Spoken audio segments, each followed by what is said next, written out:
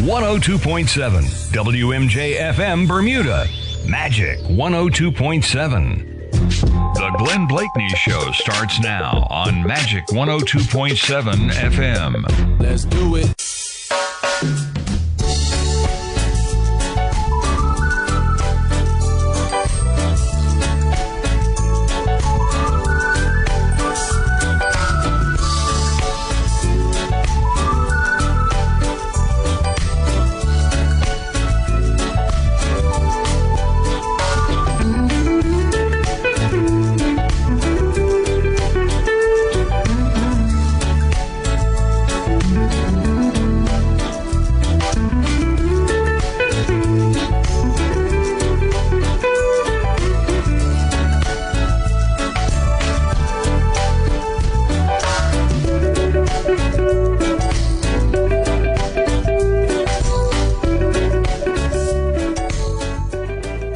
Studio now, Miss Joanne Ball-Burgess.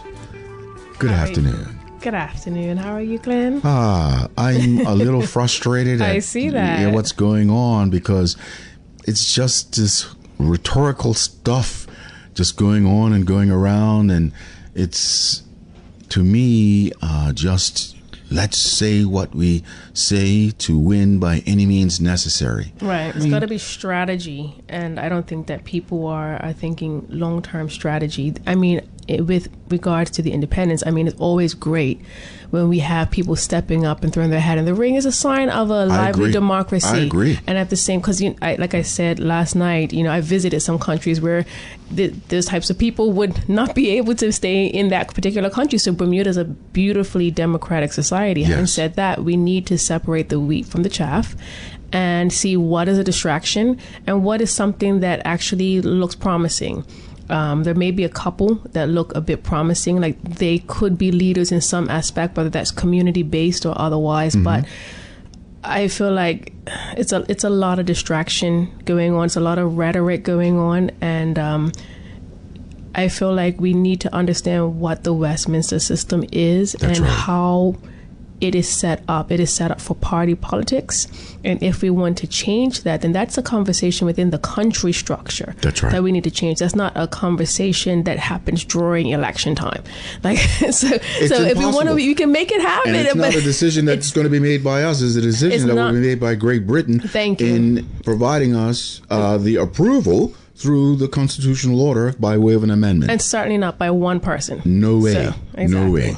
And that's what, like I said before, I would have hoped that Sir John Swan would have schooled up those candidates that don't have that level of experience to really understand what they're getting into. Mm-hmm. I don't know if he has, because it's a very short period of time, but he should have put the onus on them to do their own research to develop a level of cognitive understanding of what will be expected of them. Mm-hmm. What is a private member's bill? You hear the term. How do you draft it? Who drafts it for you? And I think you hit a key point, is that mentorship on all levels, on all sides, is needed. Not just as the independents, but I'm actually very thankful for the mentorship that I'm receiving in the PLP, like already. And that was one of my first questions about legacy and about mentorship and about knowledge. And absolutely, if I have a question, the deputy leader is sending me information to read and saying, read up on this, find this. If you have any questions, let me know. And those are beautiful processes that will not end anytime soon. And as a new, I would say I'm definitely new in this space. Sure. I value that. I actually value accountability. Bermudians have seen me for years. You've seen me with my book, The Lizard and the Rock. You've seen me go to Kenya. You've seen me survive and yet thrive. You've seen me with my kids, my singing, my dancing. And I always tell people that whatever project you see me working on, whatever you see me step out on, you don't know the level of support that's backing me. That's 5 to 10 years of preparation, of refinement in the making. That is accountability and counsel that's behind me. So someone may say, I don't like party politics. Is that saying, and this is a question, I don't know the answer, is that saying you don't like accountability? If your idea is not always number one, you can't handle that? Are you okay to be a conduit, to sit back and say, what does Bermuda need? Not what I think. You know, we can have these great ideas when we're sitting in our room and we're on our computers, you know, what have you. But what does Bermuda actually need? Based on the system that we have now, how can we solve those problems together? Not even as a party or as an individual person, as a community, as people. That's the first step. We are aspiring to be servants.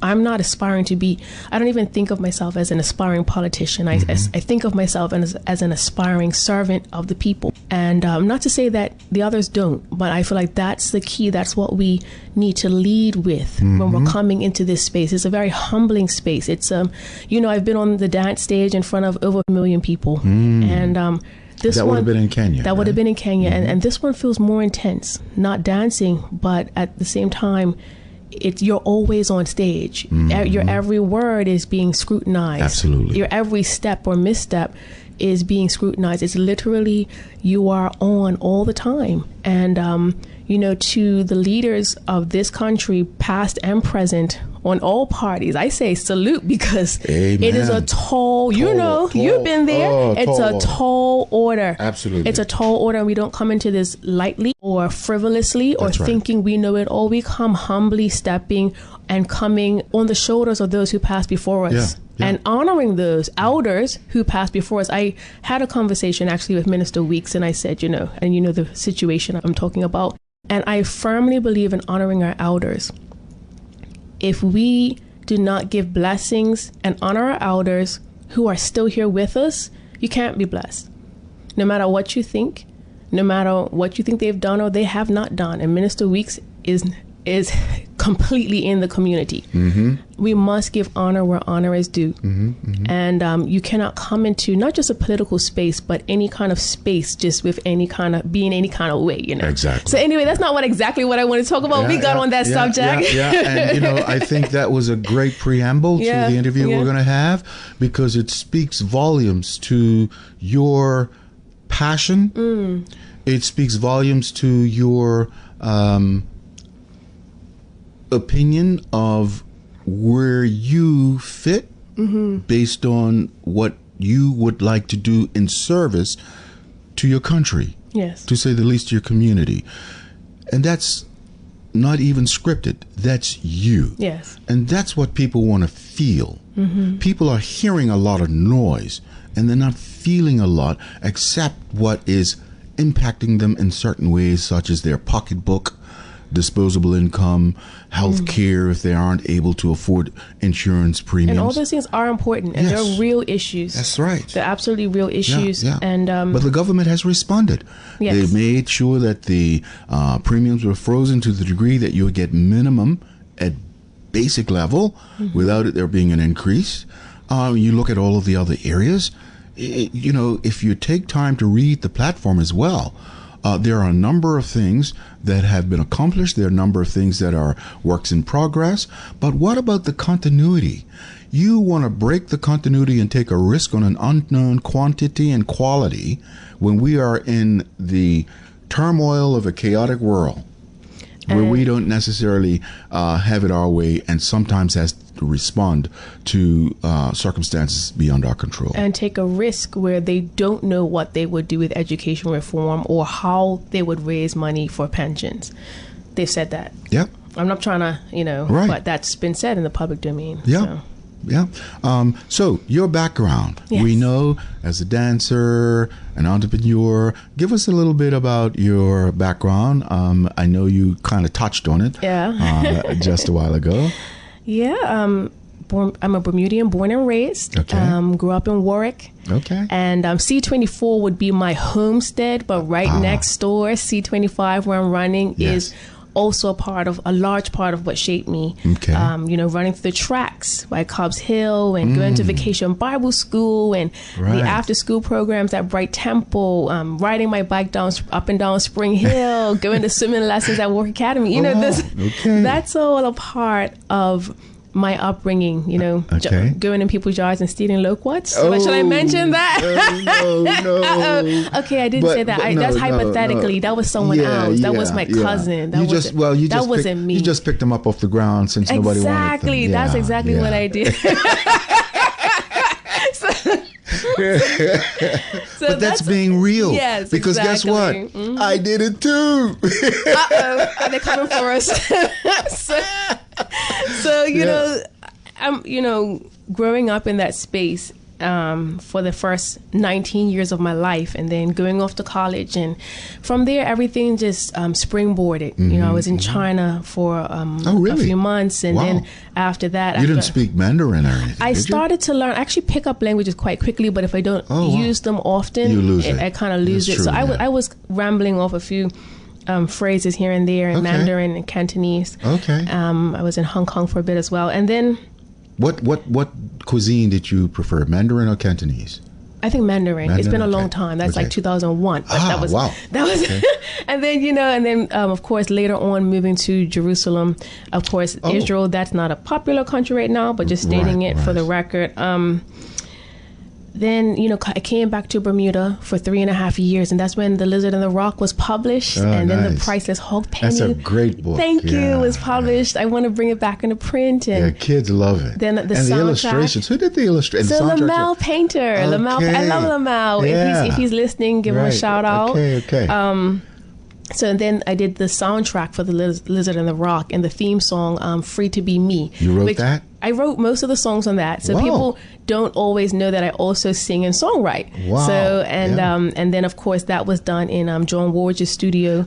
And one of Bermuda's greatest producers. Goodness, totally. He's the producer, writer, videographer of Proud to be Bermudian. That's right, exactly. I actually had a little cameo moment on Proud to be Bermudian. I sang some of the background vocals. Right. Oh, wow, okay. Yeah, so that was that. And then I also, while The Lizard and the Rock and all of that was going on, Free to Be Me was a winner during Bermuda's 400-year celebration. Yes, nice. And we had, if you remember, I think you were there, a group of 50 children in a choir sang Free to Be Me for the governor and the then premier, the Honorable Paula Cox.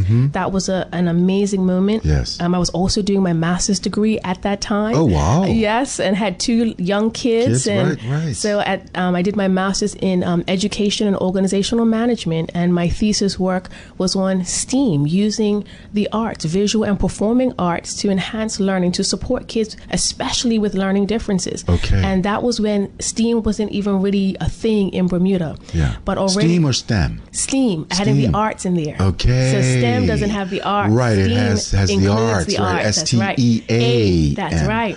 Gotcha. So STEM came first, and then later on STEAM came along. And so over 15 years ago, I was already on to STEAM. Before it was even popular. It wasn't popular in Bermuda at that point. But it's a natural progression, because when you look at, the Leonardo da Vinci's and those guys, there was always the science and the arts together. They were always together. They were able to make beautiful things and extremely scientific discoveries all at the same time. Yes. Hence the proliferation of documentaries and documentary series. Yes. Yeah. And I'm not sure where we decided that the sciences and the arts need to be separated. I don't know if that was the Industrial Revolution or so, but really it's a natural progression of scientific things are also beautiful things, and beautiful things. Yeah. At some point, it becomes a science. Where does the art and science end, start? We don't know. Well, the ChatGPT is science, which is applicable to the arts. Well, you can also create art with it. And you can create art with it. And then you have the state-of-the-art recording processes and protocols, which is based on science and technology. So you really can't differentiate science and technology from the arts, because a lot of it has to do with the arts. So you're absolutely right about that, Joanne. So I glory in your spirit hearing this for the very first time. I didn't know you were so well versed with the kind of experiences you've had. Yeah, so then we're not even finished the journey as of yet.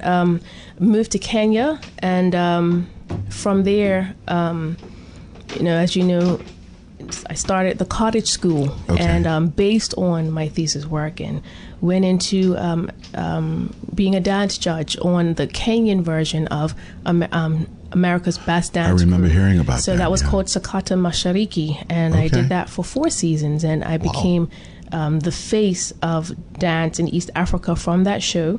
And around that time, that's where I began to use my writing for more communications aspects. Actually, it started prior with The Lizard and the Rock. That's how that became a bestseller. Okay. So you're a pretty well-known figure and face in Kenya? Yes, in Kenya for sure. As a result of the national coverage by way of television? Yes, absolutely. Wow. Absolutely. So they would say Judge Joanne. So, because the way that you, with the accent, it's not Joanne, it's Joanne. So okay. that's where the number one came from. Okay. Yeah, so that's where that's I very kept clever. that. Yeah, very I didn't come clever. up with it myself. That was a producer friend of mine. Okay. So then, and then, of course, during the pandemic, I got a chance to work briefly in Papua New Guinea, and I got to support youths in the slums, youths and young adults, most of whom were illiterate. Well, I'm glad you're still here. Yeah. Because sometimes the best thing on the menu is people that look like you. Nah, they're not doing that no more. Nah. You sure? Nah, they're not doing that Because you anymore. look pretty appetizing to some, I'm sure. Wow. So, in any case, because they do have a history. They have a history, and it's not cannibals. a far and then history. aren't there still people that are deep in the forest areas that still practice that? That might be a conspiracy. We're not sure. Oh, okay. I did not go to look in the forest. No, I'm sure. Yeah. But I'm told that does not happen today anymore. Okay. So, okay. but I have beautiful friends and people over there. So then, and that particular item, we supported the youth, and they were able to learn either kickboxing, yoga, dance, martial arts, acrobats, like one of those kinds of things. And not just that, but we taught them, how to make time, how to make sure you show up with your clean clothes, soft skills that we, here we know, but it's something that they needed extra support with. Yes. How do you charge for money? How do you be honest? Those kinds of things. How to use a debit card, and especially if you're not literate, having a buddy with you to go and help you and do these things. So we set up systems, and that program was already, being. They spoke English as well? Yeah. Okay. They spoke English, and what they call their pidgin is called tok piscine. So pidgin. Okay. So basically, interestingly enough, the pidgin that's spoken in Papua New Guinea has remnants of what I would consider to be like a patois. Oh, okay. So it's kind of like that traveled. Gotcha. So they say pick me and things like this. So like a Jamaican would say pick me for a child. Exactly. So I could hear it. Okay. And of course, because I would say Bermudians, a lot of us look like Papua New Guineans. Oh, really? They just knew I was from there. So that was interesting. So no one gave me a break on speaking Tok Piscine. They just expected me to know. Exactly. So I had to catch up real quick. So after that, I wrote curriculum and supported that program, and then it was time to come back. And coming back as a Bermudian, this is where I get into the spots about where I can serve, because having that global experience and having a love for our people as in Bermuda, and experiencing what it's like to come back to Bermuda after doing all that and having such a challenge trying to get a job. Because I've done so many niche things. Where does that fit in Bermuda? Yeah. And I believe that is a lot of what a lot of our young people, a lot of our Bermudians who are doing very well overseas are experiencing, where they try to come back to Bermuda and they're like, where do I fit in? Bermuda sometimes, not always, because I feel like things are changing, but sometimes leaving Bermuda after a bunch of years and coming back, it feels like everyone was frozen in time. And when you get back, everyone continues on, because not that much has changed. Right. At least not to the degree that you have as a person when you're out there experiencing all these things.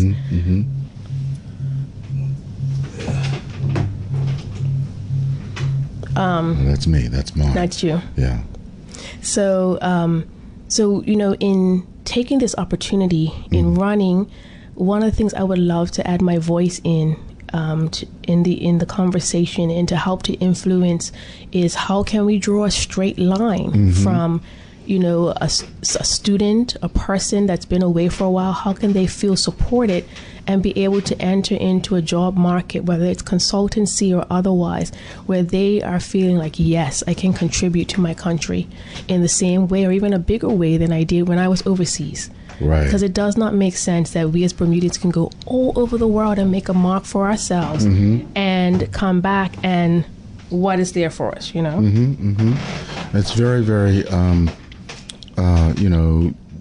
real when you speak of the challenges that many people might have, particularly those that are among the young demographic, looking for gainful employment upon returning to Bermuda.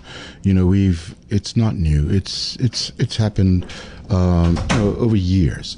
Do you know what I mean? And it is a challenge, but then, when you go and you reflect on just a simple thing like an internship or summer employment, and you recall there being an attempt to displace Bermudians even further that would be able to enjoy such opportunities during their summer vacations from university, being denied if the endeavor actually went through, which was to allow guest workers who had children that were in university or school be able to come to Bermuda and fill those positions that Bermudians would be looking forward to filling during their summer vacations. So and again, that's where we need to not we can forgive, but we can't forget. We can't forget, because when people show you who they are, you should believe them, particularly in the political arena. Definitely. Unless they have done things that show you there has been an about face on what it is that they believe would be in the best interest of the country. That's a thing right there, because when we look at our history and the inequities and the systemic racisms and all of that have occurred in Bermuda, the first step to the descendants of those particular persons, not so far just descendants, there needs to first be an acknowledgement of what was done. It's not like this, just get over it, we're past this. There needs to be an acknowledgement. There needs to be a conversation, an apology even, because they're benefiting off of the backs of what our ancestors endured. And that is not rhetoric. That is not playing the race card. That is history. That is actual, factual history. So right now we understand that in order to create a fair and equitable society, you have to give a stepping stone for those that need to come up to the same level that you were already born into. And that is, and I feel like that is the reason why I decided to join the PLP party, because of its roots as a labor party, because of what my ancestors and who are now ancestors, my elders once told me about how they were behind the scenes during the Belco riots, and how they were not entitled to receive loans to build a house, and the only way they were able to build a small cottage was to get Uncle so-and-so to be a carpenter, and Uncle so-and-so to to do something. Like, everybody had to pitch in. Those are things that we had to do as Bermudians. We're past that now, and we're all good and everything's great, but there's still a lot of things that need to get fixed. There are still a lot of rights that need to be righted. There's the LGBT community that does not have the rights that they deserve. And I know that a lot of church people listening don't want to hear that, but people are people. And people deserve to be free and to live in a country where they do not have to feel unsafe. So I'm going to say that. And having said that, we still look at the racial inequalities. We still look at the ableism. We still look at where there's space for women to be able to thrive without having to change or shrink. There's still so much that we need to work on as a country. And this is me speaking as Joanne. As far as supporting the constituents, because I wanted to get into that. I said on my rollout speech, I said, I will start canvassing tonight. And we did. Wow. After the rollout speech, we went for lunch. I went home and took a shower, changed my clothes, and we got out there, and we've been out there ever since. Nice. And so I haven't How's it been on the doorstep? It's been interesting. Okay. So people don't believe that I'm actually an introvert. No one believes that. Right. But they don't believe I am either. So no, it's true. But you won't see me out there, in the clubs and all that kind of stuff. I've never been really. So, but I've enjoyed talking to the constituents and especially the seniors, and hearing their needs and their concerns. And some, are like, we need more activities for seniors, and others, of course, the national issues, global issues are affecting them, like cost of living and groceries, and the pension still seems like it's not working for me, and we know the history in that, and who froze the pensions for a bunch of years, and now we're playing catch up. So let's remember that. So talking to the seniors, and some are like, hey, we need that daycare facility, and others are like, actually, my aging, which is designated for Gilbert Institute, maybe? That's maybe, yes, maybe. And then others are saying, my relative needs a place to stay completely, and the rest of them in our constituency is, or outside of our constituency, because not one in C25 is completely full. And so we've taken all these notes. And we're an aging population. We are a top-heavy population. We really are. And so it's an interesting situation that we're in, and support needs to be given. And I love the way that the PLP is moving in the direction of providing more support in multiple levels for the seniors. And of course, there are those outside of the seniors concerns around the roads, road safety and lighting that's needed. People are concerned about violence, particularly in the constituency. I spoke to one constituent who put me on game and said, look, you can draw a circle around from the tracks, Cobb's Hill, like all the way around, and say, okay, there was a shooting here. And I was blown away by that. And she had all the stats, and that particular constituent, Gina Spence, actually, she actually is doing great work to support kids, and she's been a community activist all of her life, just about. And she has so many beautiful things that she's doing to support the kids who have lost a parent because of gun violence. She just started a brand new initiative as well, to support those that would be without their parents as a result of a heinous crime. And so we have a lot going on as far as prevention. We do. And we're trying, and I feel like we can still expand the conversation and provide more space to actually go deeper into what the root causes are. But at the same time, there are people in C25 that are already working and want to see that area to be a better and stronger community. When there's gang violence in the area, that can affect the land value. Of course. So we want to see things rise even more. And as I tell people, I'm not coming to you with a spreadsheet. I'm coming to you as a person. I'm not coming to you saying, oh, this doesn't affect me. If the grocery prices rise and they affect you, they affect me too. I'm a mother of 3. If the economy goes south, it affects me too. I'm not just in my gated community, just far removed from all of this. I'm right here with you. And so when people think about voting, and if in C25, I want them to think about the fact that the person, myself, if I represent you, I'm representing you, because what happens to you happens to me. What matters to you matters to me. You're voting for someone new, and at the same time, you're voting for someone who cares and who's ready to do the work. So now, I'm hearing that you need to take a call. Okay. Please, in case it's an emergency. Yeah, answer it just in case. All right. So I hear, I don't know if, yeah. I noticed there, I've heard, I don't know if it's true. I don't like to spread rumors, but because of the source, I say that there's some in your constituency that has been mowing grass, painting houses. That one. Yes, I have heard that. Yeah. There's been someone. I wonder if they were to get elected, if they didn't get elected, if they would continue the commitment at least once a month. Who knows? I don't know. But you've heard the same thing? I've heard the same thing. Yeah. What can I say? We like free stuff, but well,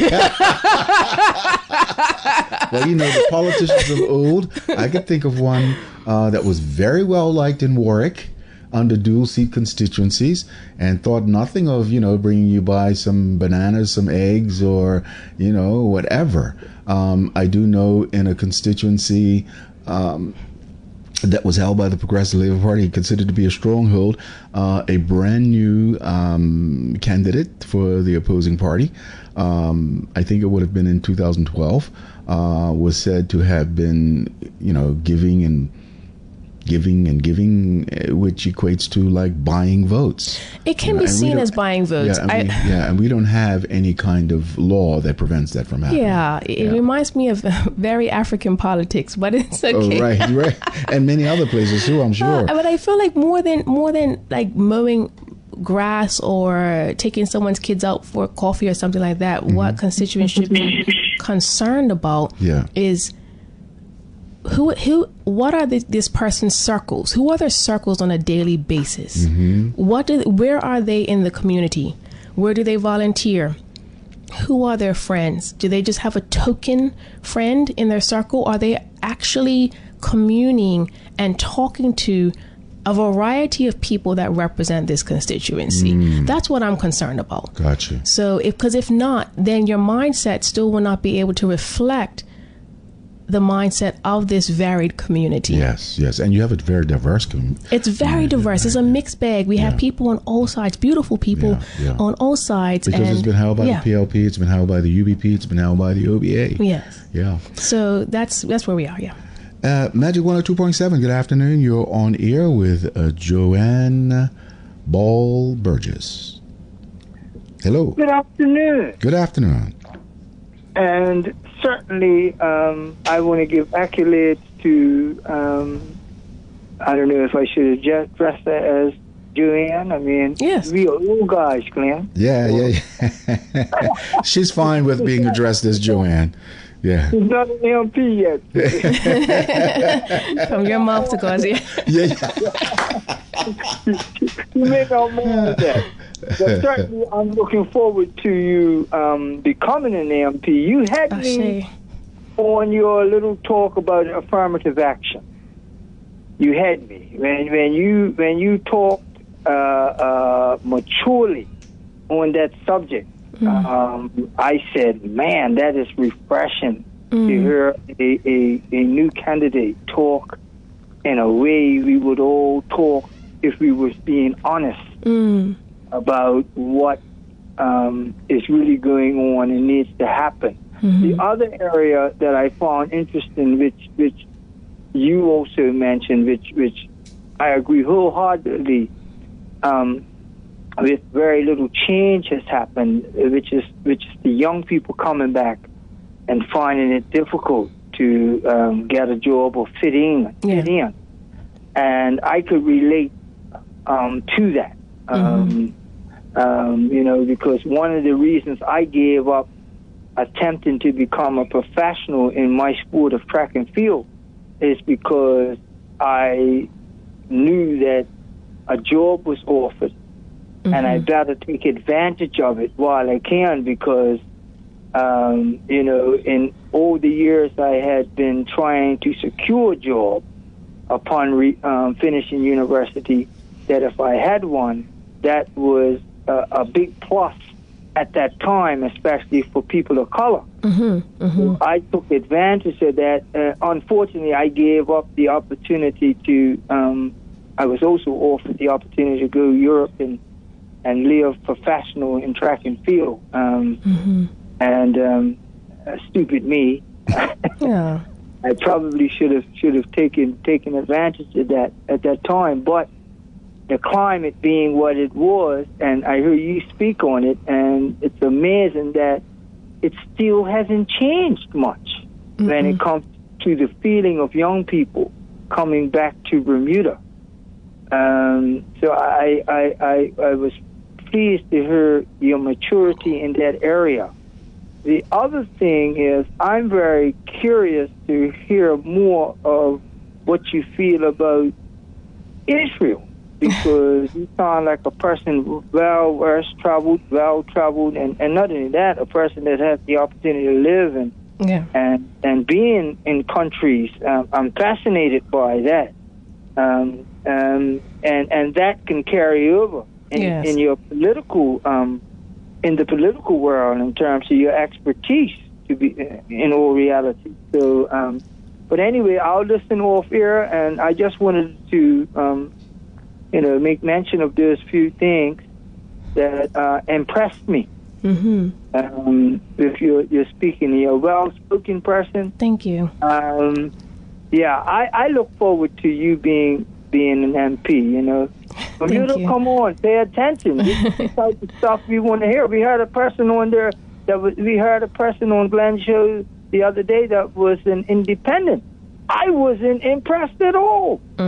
Listening to the gentleman, but listening to you, I'm saying, wow, have mercy. It's like night and day. I'm grateful. So anyway, I'll listen off here if you can say a little bit more about what you think about Israel. Okay, I'd be happy to. Negative or positive. I'm just curious about knowing more. Okay. From someone that's been there. Okay. Magic 102.7, we will take another call. And good afternoon. Yes, sir. It's very refreshing to hear you out there saying what you do. My family and my brother family used to live in that area. My nephew, unfortunately, used to live in that area up and work and lost his life. I'm sorry. Getting violence in that area. But in terms of what you've talked about today was very refreshing, and I wish you all the best. And Mr. Bull, your father's a very good friend of mine. Oh, and, awesome. Definitely, I wish you all the best. And thank you. Again, like I said, I know other people want to get in. All I want to say, keep up the good work and go PLP. Ashe. Magic 102.7, good afternoon, you're on the air. Good afternoon, sir. Good afternoon. Right. To your guest, wonderful. I wish her the best. Thank you. In fact, she talked about the very spot I loved most of my life. I came up in Spring Hill area. That's great. Yeah. Now, I want to, might cause controversy, but I'm going to hit on something leading to the election. First of all, I'm an independent person working for myself. I'm party for the PLP. That's over me. Mm-hmm. That's my good. Anyhow, I want to say something because it's been a problem, and I thought about it for a long time. In the 40s and 50s, the party down, which was called the 40 Thieves, they allowed the Chinese to come to Bermuda. And did you know that the Chinese people were not allowed to have children?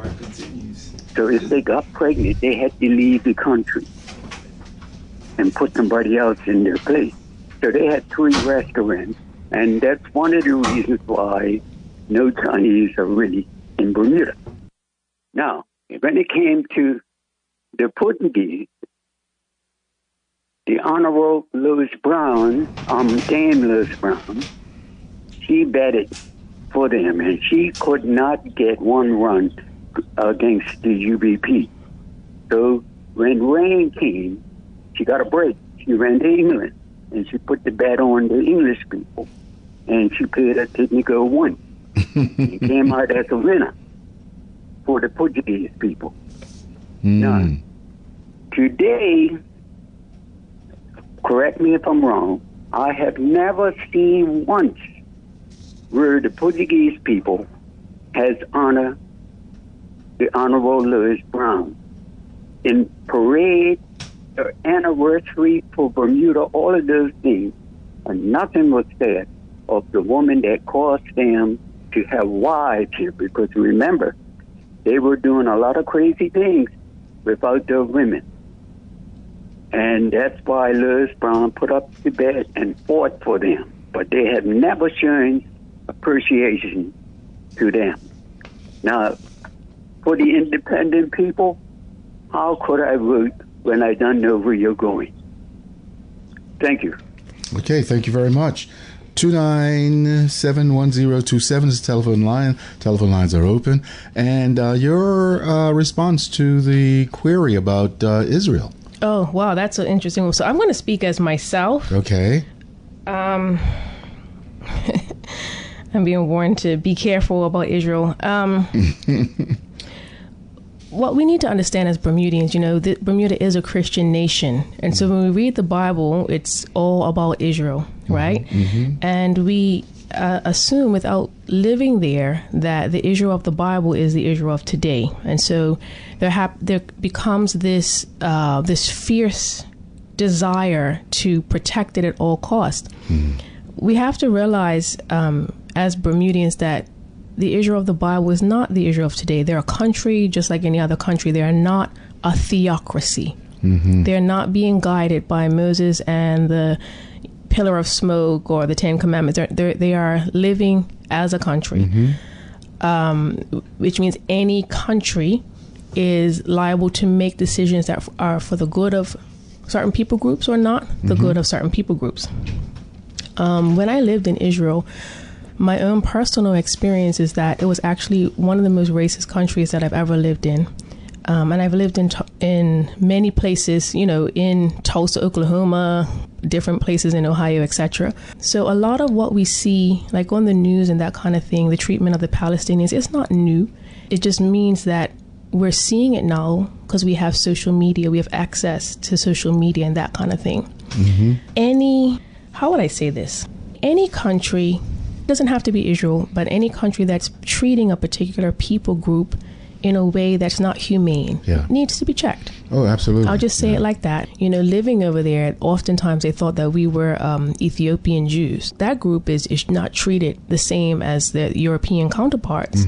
It's a unique situation where to be Jewish is a nationality, also a religion. There's nothing else that is like that. In fact, I did live there and I have beautiful relationships on both sides of the fence. It breaks my heart hearing what my Palestinian friends go through. It breaks my heart knowing what my Jewish friends go through. Anytime a human life is lost, that's one too many, period. So that's the thing about it. We should not let our religious blinders get in the way of understanding what is moral, in the way of what our is humanity. Humane. Yes, what is humane in any situation that we come across. A human life is always more important. I just want to leave it right there. Yeah, I agree. Magic 102.7, good afternoon, you're on the air. How are you? Good afternoon, I'm good. I just wanted to say I'm so politically frustrated at this time. Okay. I didn't even know what to say. I even forgot what I was going to say to you because people who you respect, not even say respect, that you thought had a little bit of intelligence. When you hear them say stuff, you're looking at them like, what? Oh, PLP ain't done nothing about politics, nothing about this. I said, do you listen to legislation? What laws or policies or anything that you put out?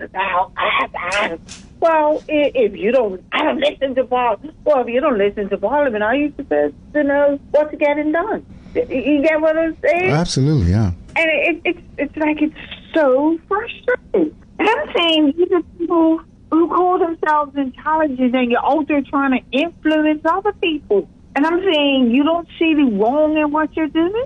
Because I don't listen to Parliament, none of it, but you're out there using your influence on people. And even some of the people, I don't want to be calling those the person's name, none of the candidates' names, but even some of these, look at our debt. But if you're not out there explaining our debt, then what are you doing? Because you ain't going to do nothing about the debt.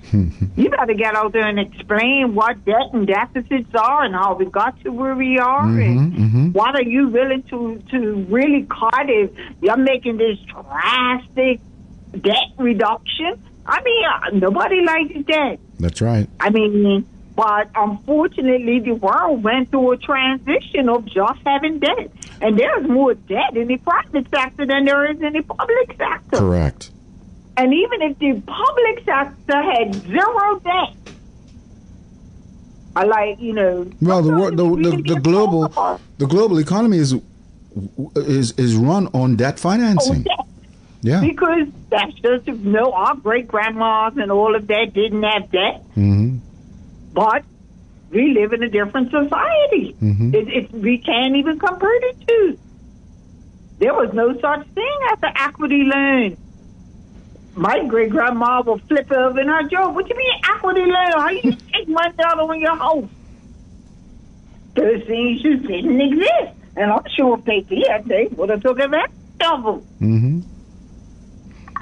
And you got these people running around with letters behind their name, talking such foolishness. Especially somebody, statements and anyway. No more live national heroes. And I blame the PLP for that. Yeah. And I think they was doing that because they were trying to make somebody else happy. And I was pissed off. But anyway, I'm going to leave that part alone. Okay. But wouldn't it be nice if they would use the knowledge at this time to really just educate people? Yeah. What a pedestal you can be on. Yeah. Mm-hmm. If you just said, you know what, I'm going to get out there, I'm going to actually I'm going to be in the college and I'm going to even run a free political science course so I can give back to my community. Because half the people, I don't know if they don't know, half, I really don't know. I mean, I see stuff and then I'll go like, don't you know about it? Oh, I saw this sign that wasn't put up, and you all go PLP puts up signs? I'm not sure what that has to do with anything. Right, yeah. I mean... That's neither here nor there. Yeah. I know I know that some candidates... some candidates will put up banners. No, I'm not talking about banners or signs. They were talking about a street sign. Oh. Apparently, where the street sign, wherever this sign was, they had a picture of it. The trees had grown up over it. Okay. I said, okay, you really think lawmakers are out there looking at this tree? They should have just called the Parks Department or Public Works. Yeah, that's all they needed to do. And then people say, "But that's who you voted for." Like really? Like that's your contribution to this. Instead of saying, "Well, we can call works and engineers," but hey, that'll steal. Mm-hmm. What happened to some community organization? Maybe it's not a good idea to have this hatcher. Like, what could we do as a community? Yeah. Our lawmakers think out there doing it. So I mean, and like I said, that's why I said I'm just politically frustrated. It's like... Yeah, I hear you. All right. Well, thank you very much. Thanks. Appreciate you. Okay, bye-bye. Magic 102.7, good afternoon. You're on the air. Good afternoon, Mr. Blakeney. Good afternoon. Good afternoon to your guest. Yes. Afternoon. Yes, she's a well-spoken young lady. Yes. And she's on her way to greatness. Thank you. I wish her all the best in the election. But what I call for was this. For years and years and years, some people were not allowed to vote. That one. In particular, black people, by the oppressors. Our ancestors, how they suffered, struggled and fought for their long right to vote. And now, the oppressors and some others have the audacity to ask us to vote for them? That one. Have a nice day. Thank you. Have a nice day. Thank you. Magic 102.7, good afternoon. You're on the air. Yes, good afternoon. Look, I was listening to that letter that you wrote out about the doctor. Man, I just lost a lot of respect for that lady. You're saying she's back in the independent. Soon she said that, I said, what's wrong with her? Even if the independent gets elected in, he can't do nothing. So why are you telling people to waste their money, waste their vote on an independent? I just don't understand that from the get-go. I mean, it seems like she's be shaking my head, say, shake her, and say, look, what you talking about? I mean, the PLP has done lots of things, great things. I mean, they can't do nothing much about the price of local bread and all that because people like a marketplace is not doing what they're supposed to do. They gave me tax break so that we can get our eggs and our bread and our milk cheaper, but they're not doing it. Instead, they're buying more property and buying Shelley Bay and all that. They're buying more property and more grocery stores. The hardest, Well, I don't know. I don't know what your source is, but I don't want to be caught up in, casting aspersions that might not be true unless you have substantial, irrefutable evidence as to what you're suggesting they're doing. So if hold on. If you would have said grocery stores, okay, but when you name an actual store, that's when you kind of put us in a very precarious situation if you cannot substantiate what you're alleging. Yeah, okay, it's a lot of media bias. Anyway. But grocery stores in general are not doing what they're supposed to be doing. Let's put it out that way. They got a tax breakthrough so we could get the eggs, bread, and stuff cheaper. But instead, they're not doing it. So that's why there's like this platform saying that next year, when they get elected, they will, PLP, I hope so, and they will be having a watchdog or something like that to go out and do check into what Correct. Yeah. Yeah, and they've also said that they're looking at introducing price controls on certain goods. So that would be a fluid situation.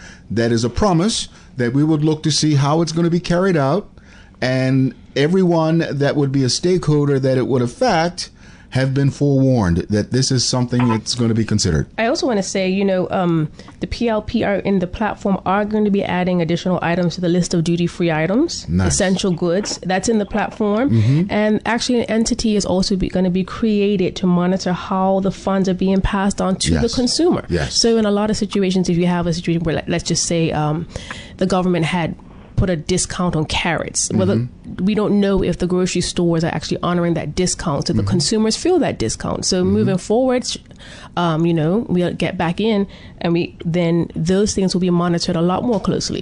So we're learning as we go. Yeah. And keeping in mind that coming out of a pandemic is another thing that.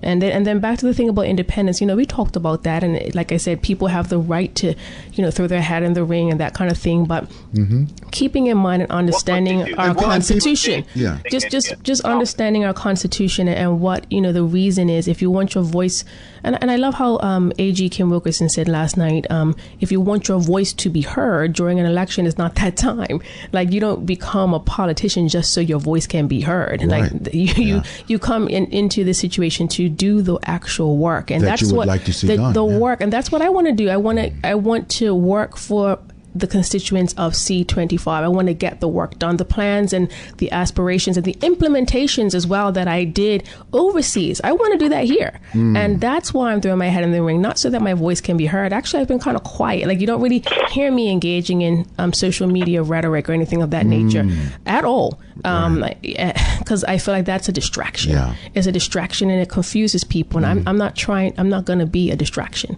What I'm going to be is doing the work. What I'm doing right now, when I go to the constituents, we are making notes. We have all our notes compiled on what our C25 constituents need, and even their wants. And we know that this particular person on Cobbs Hill Road has a relative who has special needs and wants to look for work, and we're getting ready to call them back. I spoke to Minister Tanay, and she already gave some recommendations and things of that nature. We're already putting up mirrors that have been smashed by vandals. We've already started cutting grass around the tracks. Doesn't matter if it's parks or works in engineering. We'll do it, not a problem. And I haven't even gotten in yet. Right. So, this what frustrates me most about Miss Rowland. She is like you said, that she just made an overall thing. Oh, they ain't doing this, they ain't doing that. I'm doing my life behind independence. What? If I had that's her right, and she might have rationale that she may not want to share publicly, but that's her right. I understand all that, but I want the people to understand also that an independent can help you in the house. They would have to come together, and if they come together, they're not independent anymore. That one. This is the facts of the matter. So, I mean, I can't speak on whether or not they're planning to come together. But I'm listening, and I wish somebody would get to these young folks to just run around and and Brad course this, Brad course that. Then I try to tell them the reason why Brad's course that. And the other day they get quiet then. Oh yeah. I say yeah. What doing? What was supposed to do? Yeah.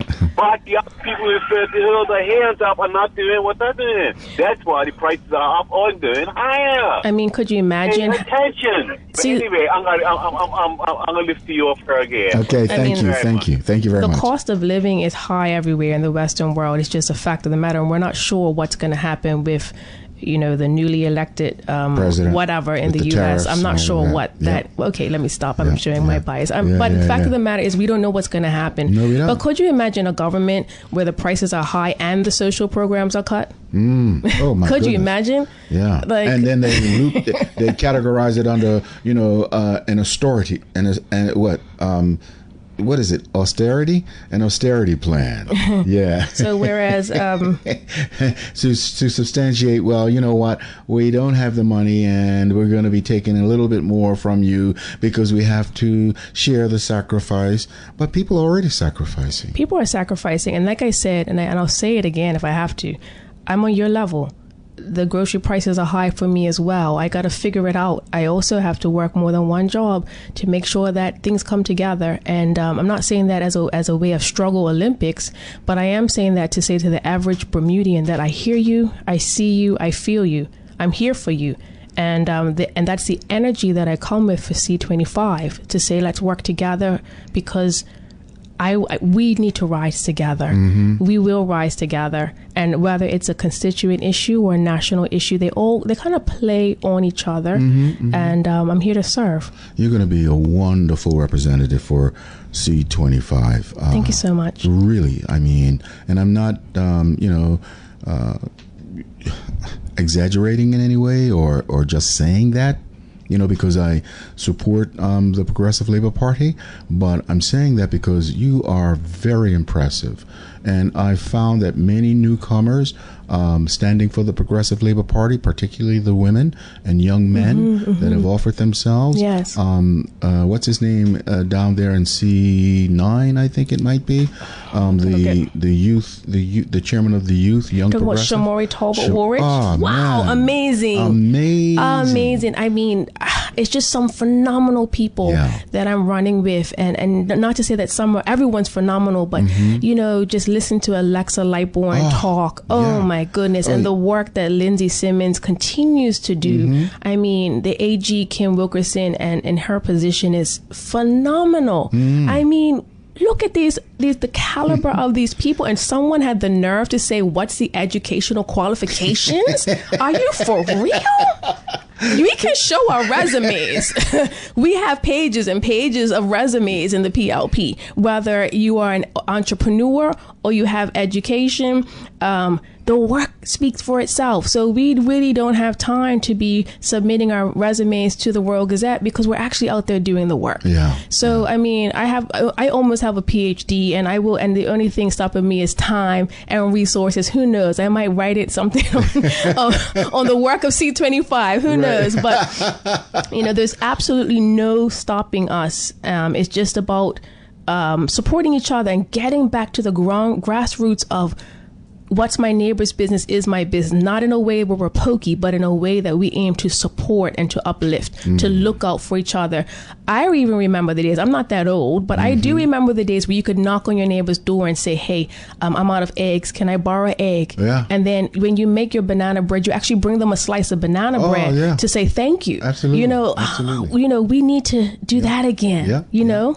And you mentioned Alexa, very, very impressive. Amazing. Magic 102.7, good afternoon. You are on the air. Hey, let me speak to that Gumby right there. Yeah. Oh, gosh. You know who this is? You recognize the voice? No. No, she don't know who it is, not yet, but she will know. Don't worry. And I'm not even telling her who it is. Okay. I'm not telling her. But we had a good Christmas. You and I. We had a good Christmas feeling. But anyway. Huh? I know who. Be quiet. I don't know who this is. Yes. Oh, you had a good Christmas feeling. Yeah. But any one time, and you can't tell her who it is because you know why? Why? Just not going to get it. Okay. Just not going to get it. but when I see her, just going to know, listen, Miss Ball. Yes. Miss, remember Miss Bull? You remember I said, hello, Mrs. Bull, and you said, Miss. Oh my Lord, you set me straight. I'm so proud of you. You hear me? You know where you met me at HP. That's all I'm saying. HP, where you do Hamilton Princess. You're right. Yes, where I teach yoga. Yes. Oh my goodness me! How's he doing in the yoga class? He doesn't come to the yoga class. He doesn't come to the yoga class? Oh, man. I told you keep it quiet. I don't want people to know what's going on. That's hilarious. That's, oh my goodness. I'm so proud of that lady with the whip. You did it all. But it's not only that. She's just there every day, concentrating on her work. And I see her there with her computer. She's there in quiet time, and she's a really, really, really blessing. Thank you. She's a blessing, man. And Miss Bull, I am so proud of you. Not only because of your demeanor, but of the way that you carry yourself. Oh, thank you. High esteem. You know, and now that I've been listening to you, you have a vast amount of knowledge, traveling knowledge. Mm-hmm. I've been all over Africa and everything too, but you have a lot of knowledge that you can tell these young people. Now, you see, because the young people today don't know the fight that I did way back. They don't know that fight. Because we fought hard for these, for what we have now. Yes, we did. Yep. We fought really, really hard.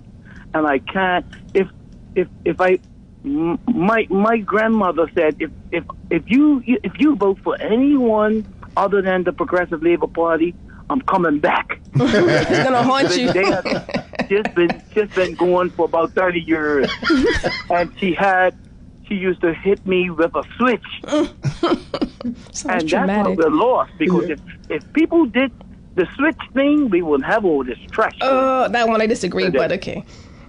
Well, you can say what you like, but I know that my grandmother ain't coming back for me. So I'm sticking to what she told me. I get that. No, on that one I agree. You got me? On that part I agree. So I want you to just continue to do what, and I'm not saying this because I'm PLP. I'm always been PLP. I'm saying it because of what I know that this party has done for us over the years and years and years. The UBP had us for like 30-something years. Yep. That's right. 30-something years this party has had. We might as well have been Russia. You know, we might as well have been a country South like Africa. That. Because South Africa. Yeah, or you know, because they had us under covers for so long, and once we got that first election under our belt, we were elated. I can remember that day. I remember it too. You know, yeah. So like, I'm not against anybody else. You know, I really am not. Me either. But I'm for who I'm for. And I'm gonna be for that party. You can run a goat in my district. Oh wow. The PLP. I'm voting for that goat. I wouldn't advise of voting for the goat. I like goats though, but I'm telling you. And David Burt is in my neighborhood. David Burt, and I ain't putting him down for nothing. I don't care what the young people tell me, because a lot of young people are telling me stuff. They're telling me stuff, and I hope these guys got it right. I hope these young people got it right, because I'm not going back. I'm not going back. I'm not. Right, and that's what I feel. That's what I feel as well. That's why at the beginning you might have missed that when I said that. Yeah. And then after this Google thing, I said, what? After I heard about this Google thing, I hope the Bermudians got it all together. I'm talking black and white Bermudians. I got it all together, you know, because this thing's going to throw us right over the hill. we're gonna be really proud of the Progressive Labor Party. That's right. I believe it's yet to come. Yeah. Yeah. All right. All right. Thank you, sir. I'm gotta go. Okay. All right. Magic 102.7. Good afternoon. You're on the air. And as a new entrance into the political pool, I wish you all the best, because from what I heard, and as the other gentleman said a little while ago, I think that you probably are going to be a great addition. All I would hope is that you got some staying power, so that if things don't go right for you this time, you're gonna stay to the wicket, as we were meeting to say. I'm not running away. That's what I have told the constituents. Right. I am not running away. I was listening earlier, Glenn, before your guest came on, and I was trying to get. Well, you were actually talking then, so I missed quite a bit of the show. But I like to just say one thing from my perspective. I think that this whole political game and the people of this country have a big part to play in it, but I don't know if they really know their part, Mr. Blakeney. Mm-hmm. I think most people think that their part is just when it's election time and they go and vote. From my perspective, and this young lady is one of the people throwing her hat in the ring.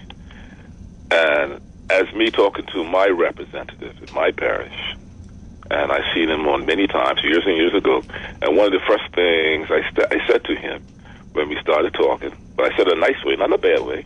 In fact, we were joking. And I said, well, remember, you're here to work for me. I'm not here to work for you. That one.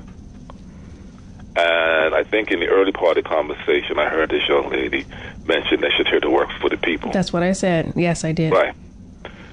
But from my perspective, what I see is that people still don't understand how this all works. And why I say that is because I've heard all the comments and stuff. What I feel that should happen, and in fact, I'm a part of an activist group, and I made some notions a while back to maybe try to get this into play. But what I think should happen, in each constituency should come up with a little committee. And I know all this would have to be organized, whereas they meet with their representative on a regular basis, whatever that is. As far as I know, all the politicians get paid from the people's purse. Is that right? Is that true, Mr. Blakeney? Yes. So they don't work for the party. No. They work for the people. Employed by us. Yeah. Right, right. Okay. But the people don't take on their part and get together with their representatives on a regular basis.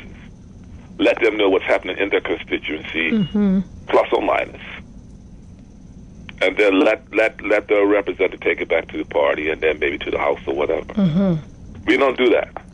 Basically, what you're saying is that we need to put the power, people need to be reminded of their power, is what you're saying, and their responsibility. That's what they need to be reminded of. They don't know. And they have plenty of opportunity, because many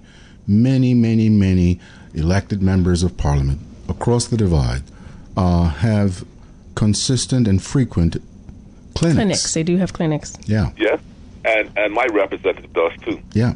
But I think sometimes you have to hold people down, and as the old timers would say, sit on them and remind them of what their responsibility is. Because well, I would equate that to saying you could take the horse to the water and make him drink.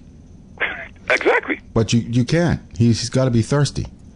Yeah. Well, and that's one of and then you wouldn't have to make him do anything. He'll just automatically. And that's one of the things I've been, MPs are the ones who organize their own monthly clinics. That's right. And I've already had one clinic. I'm not really? an MP. I'm not an MP yet. Mercy. So, and that's, at least once a month we plan to hold clinics in C25. And, that's up to each MP. And I know that many of our MPs have their monthly clinics. Minister Birch had his final one just the other day, and we just, just so thankful for the work that he's done over the years. What an example to follow. My goodness, what shoes to fill. And you can do it. Even if you're tiny feet, don't worry. Well, put some newspaper in, and that's it. And my heels even. So I even had a conversation with Dale Butler briefly, and oh wow. Yeah, he was giving me, I told you I value mentorship. I value accountability. He's very, very I value the advice of the elders. That is not lost on me. And so I had a conversation with him, and, he was giving me some pointers and some support and suggestions, and more like it was more like he was talking, and it was a great conversation. And, he was extremely active in the C25 community, and that's what I mean. Like, shoes to fill in my constituency. I mean, we're talking about a national level, Minister Birch, but just in my constituency, wow, it's going to be amazing. Because I remember Dale Butler in my constituency as a child, and his fish cakes he would make, around Good Friday and things like that would just bring the community together. So, doing that, how can I do that in my way? What are the needs that we have now? Of course, we have the needs that we talked about earlier for seniors and safety and cost of living. But in addition to that, in the constituent level, there are those activities and those supports that bring well-being, helps to sustain the relationship. That helps to sustain the relationship, the connectivity, and those are some of the things that are important as well. All right. One of the things I would say to you is realize that he didn't start out that way. Okay, he grew into it. His feet got bigger. Okay? At one time, his feet were probably maybe the same size as yours, but they grew. As your feet will grow, but I hope they probably don't grow. Not literally, metaphorically. Women don't like to have too bigger feet. My feet are actually pretty big. Are you very tall? No, actually, I'm only 5'2.5", but I have to use the half because it makes a difference. Well, you still may be growing, and you may grow into those feet. No, I don't think so. I'm 44. You don't think so? It may be better to have. She looks like 24. If your feet are too small, you might fall down all the time, and then nobody will vote for you because they think that you're unstable. Well, if I start to fall, I'm just going to do a cartwheel. It's going to be okay. And land on her feet. And I'm going to land on my feet. All right. Well, thank you so much, man. Thank you. Okay. Thank you, sir. And the last call we're going to take, Joanne. Good afternoon. You are on the air. Finally got in. Out the picture calling again. Yes, sir. Mr. Blakeney, man, I, as proud as you are of these candidates coming forward for the PLP. This young lady, I don't know her, but I'm hoping she's going to be to the rally tomorrow night. And if she is, I want you to ask her. I guess she hears me. Yes, she hears. I want her to come up to me and introduce herself. Who? I'm so proud. I'm so proud former of MP running for this party and being elected my second time around with my brother-in-law. So, what they say, if you get into something for the right reason, other people will follow. And the quality of these young people coming in, it amazes me, man. I'm so proud, and I know you are. Yeah. And I also want to thank you for this radio station that you provided Bermuda. I'm going to see if I can get you. Please, no. I'm not going to be a national hero, but okay. Well, no. Too many more deserving folks. And the other thing is, I really don't go. The only time I went to Government House was when I was sworn. I'm not talking about going to Government House. Okay. I'm talking about honoring you in St. David's. Well, I do have Indian in my blood, but it's Peruvian Indian. Yeah. Indigenous. To the young lady there. Now you're saying you're a ball? Yes, I'm a ball. What would Millicent Ball be to you? Any ball in Bermuda is related. We're all related. She married a Ball. Eugene Ball was her son. Oh, my cousin? Yes. His mother is my first cousin. So that's Eugene and Anthony Ball? They're brothers. Well, yeah, that's my cousins. Okay. Millicent was his wife. Yes. No, his mother, sorry. Mother, yeah. Anyway, Millicent was my first cousin. But just shortly, I want to thank you for putting your head in the ring. Thank you. And you mentioned the others like yourself who have decided to put their name through. And I'm on the Central Committee, and the young people that is involved, even the group that put the platform together, Blakeney, I mean, we've got so much quality in our young people. Yeah, the talent is really amazing. Yeah, it's amazing. Yeah. I want to see you. I know you. So I might be canvassing tomorrow evening, so we'll see. But I hear that they want you to do the opening prayer at the Eastern Rally, Mr. Pitcher. Yeah. So I hope you're ready. So you got to be there early. Yeah. What's this? You're getting a little birdie told me that you've been asked to do the opening prayer at the Eastern Rally. That's right. This radio station gets information out that nobody's told me. And I can't get there on my own accord, so if I'm not there on time, don't blame me. It'll be okay. This is the first time I've heard that. So if I'm not there tomorrow, you'll just excuse me, because that will mean that I'm canvassing. But if I feel satisfied in our quota tomorrow, we'll do that. And let me just say this as I finish. I got into this race relatively late in the game, and so I'm not going to be able to canvass everywhere. But the constituents of C25, please don't feel that that PLP or myself am ignoring you. We are doing our best to get to all the houses, and trust me, even if I do not get to your house before the election, I am still going to work for you. And I'm not working for those who are only voting PLP. I'll be working for everybody in the constituency. Yep. So please know that if you really, really want to see me and you have not seen me, you can reach out. My email is joanne.ball@plp.bm. So that's JOANNE BALL@PLP.BM. Please reach out to me, and if you see me on the doorstep, please say hi. And you'll get a beautiful smile. I'll guarantee you that. Thank you. And just know, the work is just beginning, and I'm here to do that for all of us. All right, thank you, Mr. Pitcher. You bet. Okay, and, all the best. Thank you so much. Have a great weekend. Well, Miss Joanne Ball-Burgess, what a pleasure to have you on. Thank you. Sharing up close and personal your journey, which I hope culminates in the success that you deserve. Ashe. As a reward from the Almighty on high, who knows your heart, and that the words you speak are not just meaningful in the way you intend them to be, but as a commitment based on your passion to serve your constituency. Amen. I wish you all the very best. May it be so. Amen.